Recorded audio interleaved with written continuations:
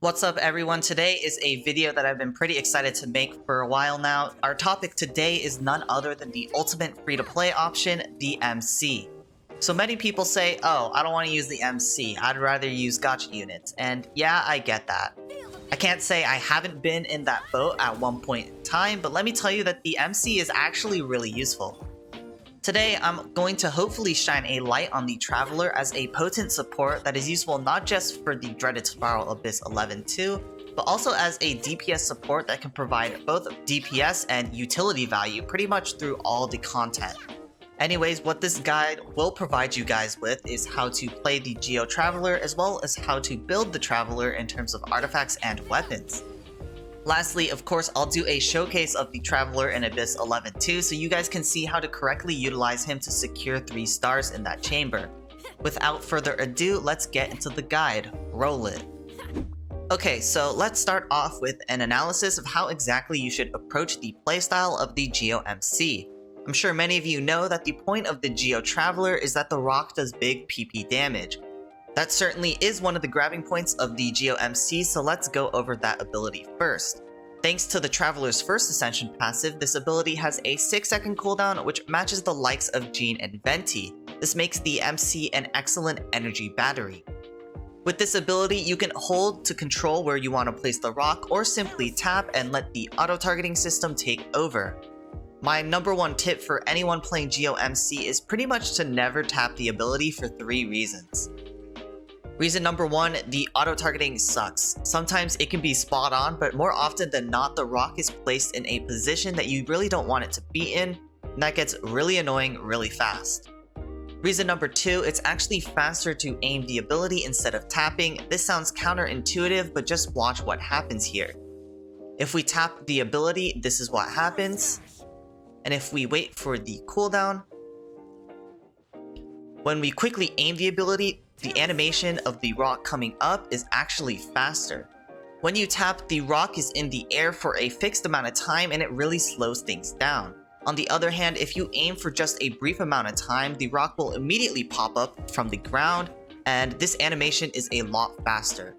Not only is it a lot faster, but it also allows you to get rid of the auto-targeting problem that you have with tapping.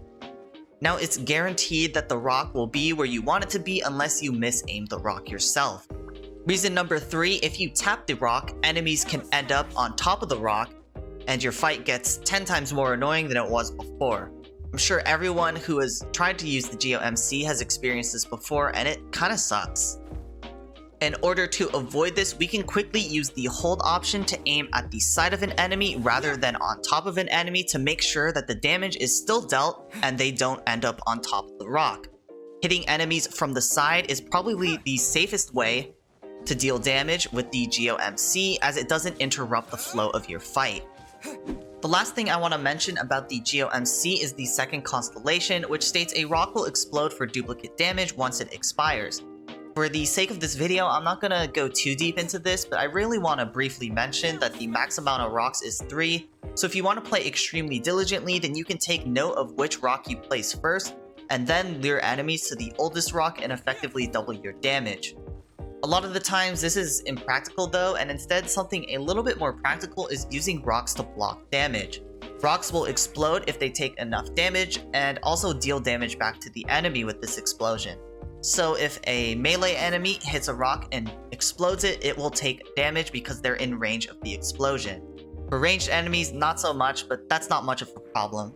This is just squeezing out as much damage as possible, and your main goal is to just block the projectile of ranged enemies. Alright, so now that I've gone over a little bit of tech regarding the rock, let's move into the burst, which creates rock walls in a radius around the MC. This ability is extremely simple and extremely spammable thanks to the Geo MC's constellation, which can generate up to 25 energy back. The main grabbing point outside of the damage of this burst though actually comes from Constellation 1, which increases the resistance and crit rate of any party member in the radius of the burst by 10%. This constellation is exactly why I think the Geo MC is a great DPS support even beyond Abyss 11-2.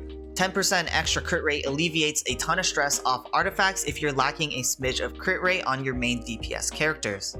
Anyways, the crit rate was the last thing I wanted to mention, so now let's move into how to build the Geo MC.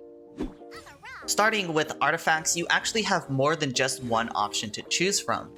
In my opinion, there really is no best in slot, and what you build on the Geo MC really depends on what you're looking to emphasize. First, we have the 2-set Archaic Petra with the 2-set Gladiator. This build specifically looks to maximize the damage from your ability, and both 2-sets certainly help accomplish that. On the contrary, if you want to maximize the damage on your burst, you can also replace Gladiator with the 2-set Noblesse Oblige. With great energy regen in the MC's kit, the burst is fairly spammable, meaning this combination also does wonders for the Geo MC. If you're looking for more supportive sets, look no further than the 4-set Archaic Petra or the 4-set Noblesse Oblige. If you're not too worried about your MC's damage and you want to support your teammates even more, then definitely take your pick from one of these two. I'm personally more of a huge advocate of the 4-set Noblesse on Geo MC because 20% attack from this set and 10% crit rate from his constellation makes for a nasty buff on any main DPS character. Moving into artifact stats, it should be one of the easiest character builds in the game. The Hourglass slot wants attack percent, the Goblet wants Geo bonus damage, and the Headpiece wants crit rate or crit damage. One thing I want to point out is we don't want energy recharge as a main stat in the Hourglass slot because, as I mentioned before, the MC gets a ton of energy naturally. Instead, we should be looking to get energy recharge in substats or through weapon stats. As for substats, your focus should be crit rate, crit damage, attack percent, and energy recharge. That's all you need for success with the MC, and it really is that simple.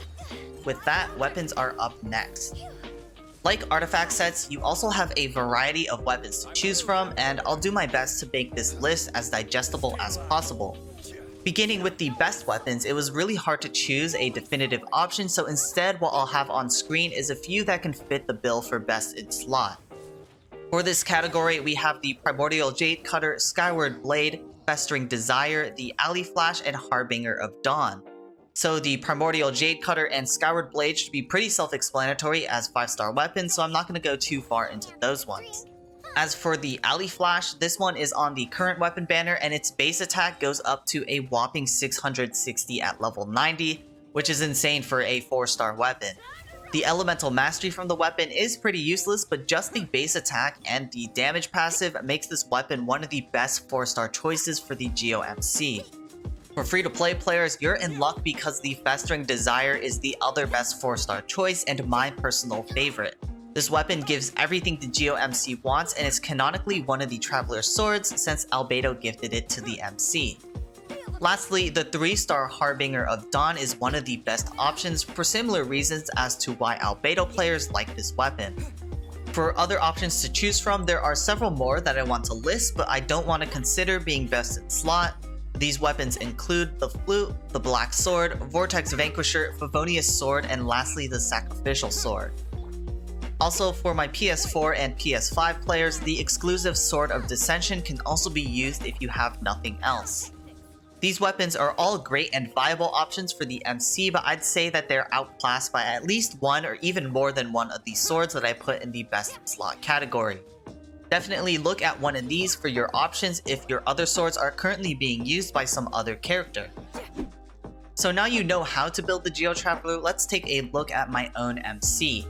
Starting with his basic stats, you can take a look at his attack.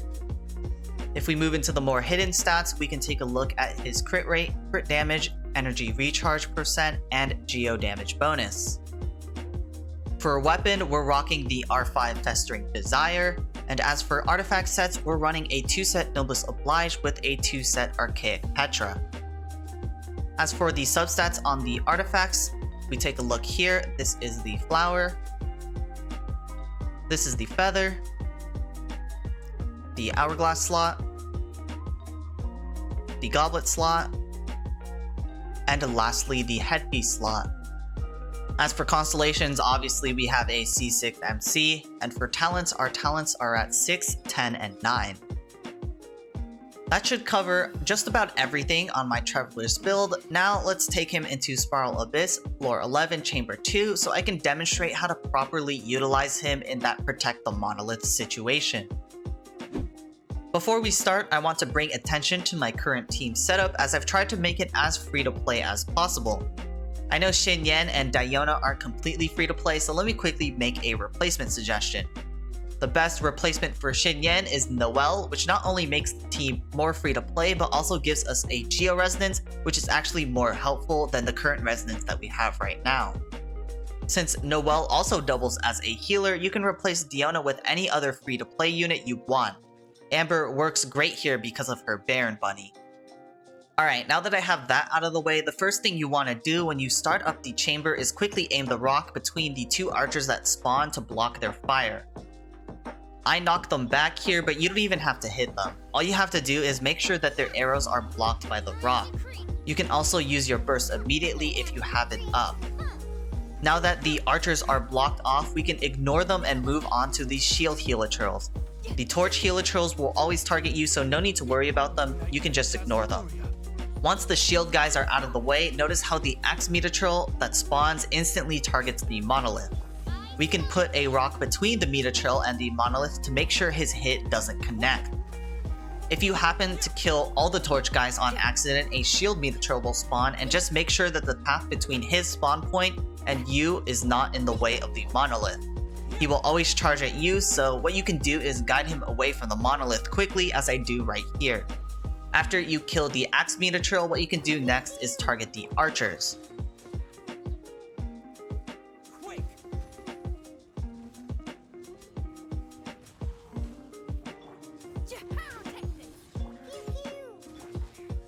Notice how we can use the Geo MC rock to interrupt each archer before they get a shot off onto the monolith, since the radius for aiming is actually pretty large. This should ensure that you preserve as much health as possible for the next half of this chamber.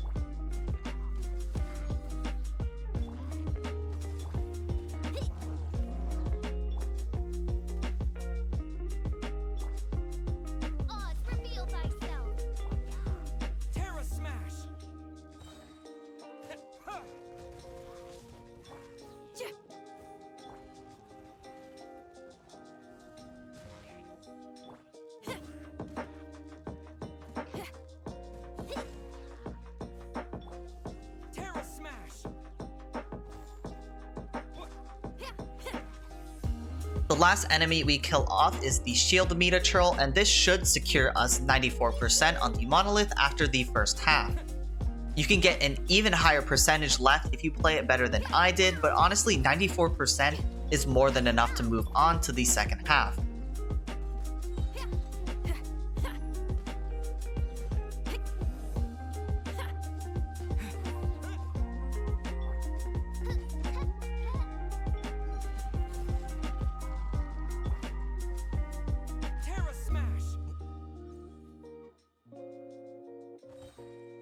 Anyways, that should wrap up the showcase, and hopefully you guys found this one useful, and if you did, be sure to support the video and channel as always.